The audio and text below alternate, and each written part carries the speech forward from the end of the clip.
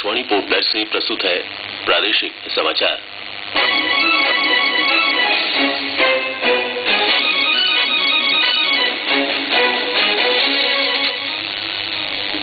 अंतर्राष्ट्रीय योग दिवस के अवसर पर द्वीप समूह में योगाभ्यास का व्यापक कार्यक्रम आयोजित किया जाएगा।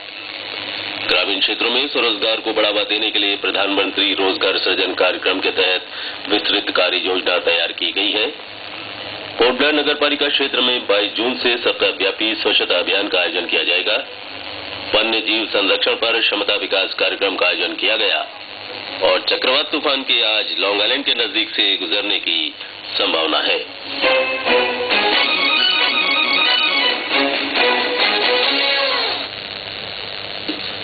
समाचारों के साथ मैं राकेश चंद्रलाल। अंतर्राष्ट्रीय योग दिवस के अवसर पर पूरे द्वीप समूह में योगाभ्यास का व्यापक कार्यक्रम आयोजित किया जाएगा। इन कार्यक्रमों में समाज के हर तबके के लोग भाग लेंगे। शिक्षण संस्थाओं के अतिरिक्त दक्षिण अंडमान जिले के 20 स्थानों पर योगाभ्यास कार्य आयोजित होंगे। कल सुबह 6:40 पर लोग निर्धारित स्थलों पर पहुंचेंगे।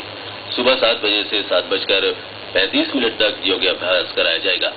दक्षिण अंडमान जिला उपायुक्त विजय कुमार विदुड़ी ने लोगों से अपील की है कि वे अधिक से अधिक संख्या में कार्यक्रम में शामिल हों। मध्योत्तर अंडमान और निकोबार जिले में भी योगाभ्यास केंद्र स्थापित किए गए हैं। आकाशवाणी के साथ बातचीत में पतंजलि योग समिति की अंडमान निकोबार इकाई के प्रभारी शिवशंकर विश्वास ने कहा है कि योग और प्राणायाम से मानव केवल रोग मुक्त ही नहीं होता, बल्कि जीवन में शांति और सात्विक आनंद का प्रसार भी होता है। उन्होंने बताया कि योग गुरु स्वामी रामदेव की पहल और अथक प्रयासों से आज योग को अंतर्राष्ट्रीय स्तर पर सम्मान मिला है। ये हमारे राष्ट्र के लिए गौरव की बात है। श्री विश्वास ने कहा कि योग के प्रति लोगों में आकर्षण दिन प्रतिदिन बढ़ रहा है। योग का महत्व साधारण लोग के लिए बहुत ही लाभदायक है, ये पूरा दुनिया ने महसूस की है और ये भी महसूस किया है कि योग किसी धर्म, किसी प्रांत, किसी मजहब, किसी रंग, किसी देश या दुनिया की सीमा में बंधी नहीं है और सिर्फ उनके लिए नहीं है।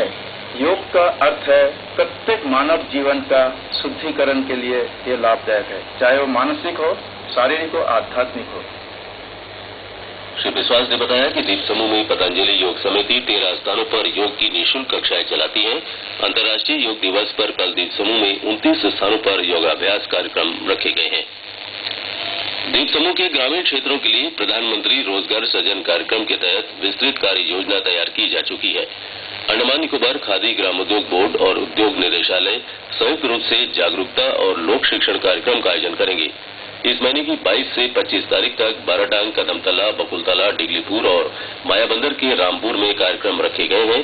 कार्यक्रम का मुख्य उद्देश्य ग्रामीण क्षेत्र के उद्यमियों को स्वरोजगार से जुड़ी परियोजनाओं और कार्यक्रमों की जानकारी देना है। जागरूकता अभियान के तहत उद्यमियों को परामर्श सेवाएं भी उपलब्ध कराई जाएंगी। इसके अलावा प्रधानमंत्री रोजगार सृजन कार्यक्रम के तहत बैंक ऋण के लिए प्राप्त आवेदनों पर निर्णय भी लिया जाएगा। इसके लिए जिला स्तरीय कार्यबल समिति की बैठक 26 जून को होगी। पोर्ट ब्लेयर नगर पालिका परिषद के सभी 24 वार्डों में सप्ताहव्यापी स्वच्छता अभियान शुरू होने जा रहा है।